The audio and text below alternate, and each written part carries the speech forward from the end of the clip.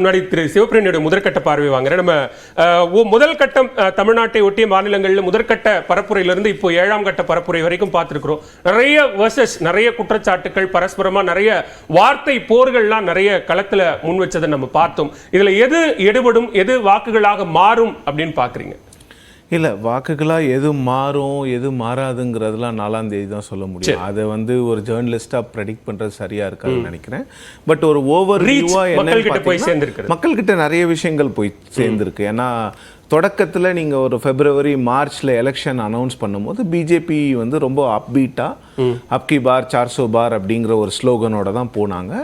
ஆனால் first development அதெல்லாம் இருக்கும் பொழுது இந்த ஃபஸ்ட்டு ஃபேஸுக்கு அப்புறம் பிரைம் மினிஸ்டர் எப்போ ராஜஸ்தானில் வந்து அந்த இந்து முஸ்லீம் டிஸ்யூனிட்டி பற்றி ப்ளஸ் அவர்களுடைய அடையாளம் அது இல்லாமல் எவ்வளோ குழந்தைகளை பெற்றுக்கொள்கிறார்கள் அப்படின்ற போன்ற விஷயங்கள் எல்லாம் பிரதமர் வந்து அந்த இந்து முஸ்லீம் கூட இடையே இருக்கின்ற பிரச்சனைகளை கொண்டு வரும்போது இந்த தேர்தல் வந்து எங்கேயோ பிரதமரே சொல்றாரு தான் இஸ்லாமியர்கள் அப்படிங்கிற வார்த்தை குறிப்பிட்டு சொல்லல. சொன்னார் பிரதமர், சொன்னாரு பிரதமர். அப்புறம் அது அதன் பிறகு சார் சொன்னாரு, சார் இருங்க நான் சொல்றேன், இருங்க அந்த கான்டெக்ட்ல தான் சொன்னாரு பிரதமர்.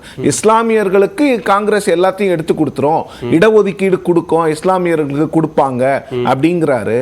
இஸ்லாமியர்கள் கொடுப்போம் காங்கிரஸ் எங்கேயுமே சொல்லல. இன்னொன்னு ரீடிஸ்ட்ரிபியூஷன் ஆஃப் வெல்த் காங்கிரஸோட மேனிஃபெஸ்டோல இருக்குன்னு பிஜேபியில எல்லா தலைவர்களும் சொன்னாங்க. ஏற்கனவே இதே டிபேட்ல நான் சொல்லியிருக்கேன், 48 பக்கம் நான் படிச்சு பார்த்துட்டேன், கண்ட்ரோல் எஃப் போட்டு பார்த்துட்டேன், ரீடிஸ்ட்ரிபியூஷன்ன்ற வார்த்தை இல்லை. ஸோ பிஜேபி வந்து அவங்களோட கோல் போஸ்ட்டை வந்து ஒவ்வொரு ஃபேஸுக்கு அப்புறம் மாற்றிருக்காங்க. அவங்களோட ஸ்ட்ராட்டஜின்னு கூட அதை வச்சுக்கலாம். கோல் போஸ்ட் இல்லாமல் ஸ்ட்ராட்டஜியை ஒவ்வொரு இதுக்கும் மாற்றிருக்காங்க. ஏன்னா நிறைய இடங்களில் வந்து இந்த 400+ இல்லை வந்து அவங்களுடைய அந்த க்ரோத் ஓரியன்ட் ஸ்டோரிஸ் வந்து நிறைய இடங்கள்ல எடுபடலை. ஸோ அதனால லோக்கல் முழக்கத்திலிருந்து இன்னும் பின்வாங்க இல்லை முழக்கத்திலிருந்து பின்வாங்கலன்னா அவங்க இன்டர்வியூஸ்ல மட்டும்தான் பேசுறாங்க. ஒரு கேள்விக்கு பதிலாக மட்டும்தான் இன்னமும் அந்த 400 இருக்கிறது அப்படின்னு பேசுறாங்களே தவிர அதற்கு முன்னால் வந்து எப்போ வந்து பிரதமர் வந்து February முதல் வாரத்தில் பாராளுமன்றத்தில் அந்த முழக்கத்தை ஏற்படுத்தினாரோ அதன் பிறகு கிட்டத்தட்ட April 18-19 வரைக்கும் பாருங்களேன், பிரதமரே நிறைய இடங்கள் அதை பத்தி வாலண்டியரா பேசியிருக்காங்க பிஜேபி லீடர்ஸ்லாம். இப்ப தமிழ்நாட்டில் நீங்க தேர்தல் நடக்கும் பொழுது கோயம்புத்தூர் போன்ற இடங்கள்ல போனீங்கன்னா மக்களே பேசினாங்க. தேர்தலுக்கு முன்னாடி 400 ஆரம்பிச்சவங்க இல்ல பாரதிய ஜனதா 3ஆம் கட்ட 4ஆம் கட்ட தேர்தலுக்கு பிறகு நாங்க எங்களுக்கான அந்த பெரும்பான்மையை தாண்டிட்டோம், இனிமேல் கிடைக்கக்கூடிய இடங்கள்லாம் போனஸ் அப்படின்னு சொன்னதற்கு பிறகாக கிட்டத்தட்ட 5ஆம் கட்ட தேர்தல் பரப்புரையின் போது இந்தியா கூட்டணி காங்கிரஸ் தலைவர்கள் ஏன் இந்தியா கூட்டணி 300 இடங்கள்ல வெற்றி பெறும் அப்படிங்கிற முழக்கத்தை, அந்த நம்பிக்கையை ஏன் அவ்வளவு லேட்டரா வெளிப்படுத்தணும்? அது தொடக்கத்திலே வெளிப்படுத்திருக்கலாமே. இல்ல இந்தியா கூட்டணி வந்து 300 இடம் வருமான்றது எனக்கு சந்தேகம். அது நீங்க எடுத்து பார்க்கணும். நீங்க வந்து எக்ஸிட் போல்ஸ் எந்த அளவுக்கு அவங்க வந்து அந்த அளவுக்கு ஒரு மொமெண்டம் வந்திருக்குதுங்கிறத நம்ம 3ஆம் தேதி வந்து வெயிட் பண்ணி தான் பார்க்கணும். சில இந்தியா கூட்டணி என்ன ஒரு பெரிய விஷயம் பண்ணியிருக்காங்கன்னா அந்த மொமெண்டத்தை வந்து ஓரளவுக்கு கிரியேட் பண்ணியிருக்காங்க. நிறைய விஷயங்கள்ல இப்போ 2014 தேர்தல் எடுத்துக்கோங்க, 19 தேர்தல் எடுத்துக்கோங்க, பிஜேபி வந்து அஃபென்சிவ்ல போவாங்க, இந்த ஆப்போசிஷன் பார்ட்டி வந்து டிஃபென்சிவ்ல வரும். இந்த முறை நிறைய அஜெண்டாவை வந்து ஆப்போசிஷன் பார்ட்டி செட் பண்ணியிருக்காங்க. பிஜேபி வந்து டிஃபென்சிவ்ல போறதுக்கு ஆப்போசிஷன் பார்ட்டிஸ் வந்து நிறைய விஷயங்களை அஃபென்சிவ் விஷயங்களை எடுத்தாங்க. ஸோ இந்த அக்னி 10 விஷயமா இருக்கலாம்.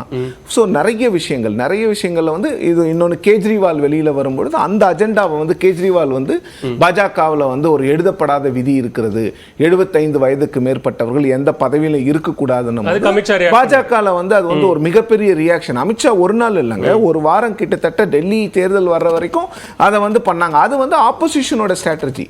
அதே மாதிரி பிரதமர் வந்து காங்கிரஸ் மீது ஒரு சில குற்றச்சாட்டுகளை வைக்கும் போது, முக்கியமாக இவர்கள் இஸ்லாமியர்களுக்கு வந்து ரொம்ப அப்பீஸ்மெண்ட் பாலிடிக்ஸ் பண்றாங்க காங்கிரஸ் அப்படின்னு சொல்லும் போது அதுக்கு வந்து காங்கிரஸ் வந்து டிஃபென்சிவ்ல போனாங்க. ஸோ இந்த முறை வந்து இந்த கேம்பெயினை பொறுத்த வரைக்கும் பார்த்தீங்கன்னா 2 கட்சிகளுக்குமே வந்து நிறைய அப்ஸ் இருந்திருக்கு, நிறைய டவுன்ஸ் இருந்திருக்கு.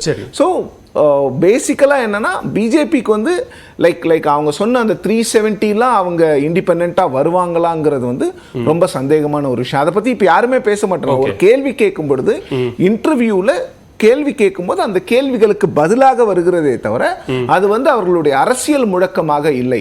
கிட்டத்தட்ட ஃபர்ஸ்ட் ஃபேஸ்ல இருந்தே அந்த பிஜேபியினுடைய கேம்பெயின் ஸ்ட்ராட்டஜிஸ், அவங்க பேசுற விஷயங்கள் எல்லாமே மாறிவிட்டது. ஓகே, அது மாநிலத்திற்கு மாநிலம் அந்த மண்ணுக்கு ஏத்த மாதிரி பேச வேண்டிய ஒரு தேவை இருக்கு.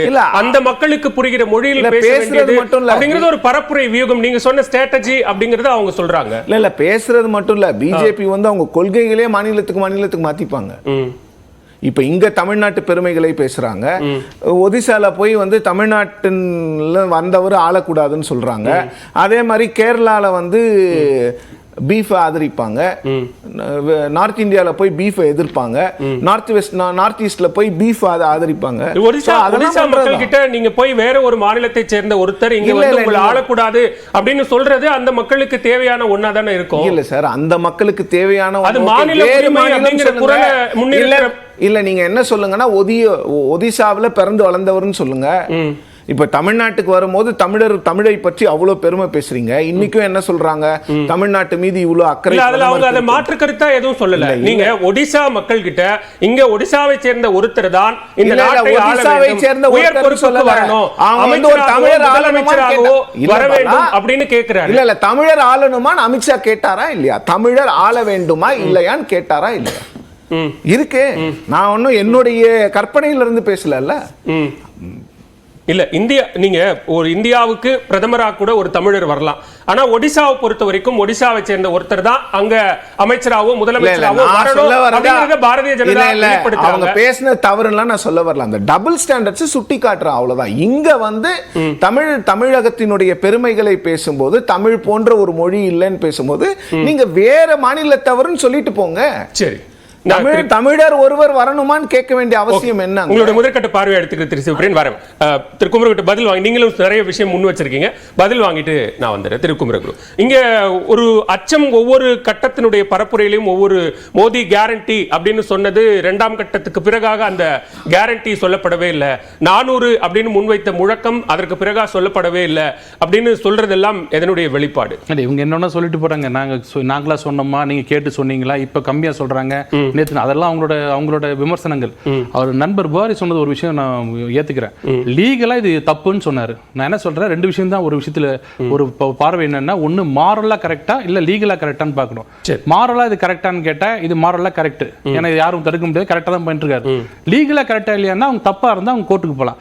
இன்னைக்கு கூட அவங்க மாநிலத்தில் எனக்கு தெரிஞ்சு சத்யபிரகாஷ் ராவ் கிட்ட போய் ஒரு மெமரண்டம் கொடுக்க போனார்னு நினைக்கிறேன், கொடுக்காம வெளியில வந்து பிரஸ்ல கொடுத்துருக்காரு நினைக்கிறேன். அப்படி கொடுத்திருந்தாருன்னா அதுவே போதும், நாளை காலையிலேயே போய் அவர் வந்து இது தவறு இல்லீகல் சொல்லி கேட்கலாம். மாரலான்னு சொன்னீங்கன்னா இந்த நான் சொல்ற மாரலா நீங்க எதுவும் தப்பு சொல்லிங்க, அது உங்க உரிமை. லீகலா தப்பு இல்ல, அவர் லீகலா தப்புன்னு சொன்னாரு, அது கரெக்ட் பண்ணிக்கணும். ஒருவேளை இது தப்புன்னு வச்சுக்கோங்களேன், ஒரு சும்மா ஒரு ஆர்குமெண்ட்டுக்கு எது சரின்னு வச்சுக்கோங்க, இது தப்புன்னு சொல்லிட்டா நாளைக்கு ஒரு அமைச்சர், தமிழ்நாட்டில் இருக்கிற அமைச்சர் கோயிலுக்கு போக கூடாது. நம்ம நாட்டில் முதல்வருக்கு இப்ப நம்பிக்கையில விட்டுருங்க, பக்கத்து ஸ்டேட்ல இருக்கிற முதல்வர் வந்து போய் மொட்டை போட்டுக்க கூடாது நாளைக்கு. கரெக்டா? எதை வச்சு நீங்க சொல்றீங்க? அப்படி தியானம் பண்ணக்கூடாதுன்னு சொல்லுவீங்களா, 48 மணி நேரம் சொல்லுவீங்களா, இல்ல 5 மணி நேரம் தியானம் பண்ணலாமா, 1 மணி நேரம் தியானம் பண்ணலாமா? லீகலா ஒரு கட்ட ஒரு யாட்ஸ்டிக் இருக்கணும்ல. இவ்வளவுதான் பண்ணல. ஜூன் 4ஆம் தேதிக்கு பிறகு முடிவு வந்ததுக்கு பிறகு போனா யாரும் கேள்வி எழுப்ப, தேர்தல் நடத்தை விதிமுறைகள் அமலில் இருந்தா அதுதான் ஆண்டாள் பிரியதர்ஷினி படிச்சு காட்டினாங்க. இப்படியான சில பாயிண்ட்ஸ் இதுல இருக்கு. அப்படி இருக்கும்போது நீங்க அதை செய்வது சரியா அப்படின்னு அப்படின்னா லீகலா தப்பு அது.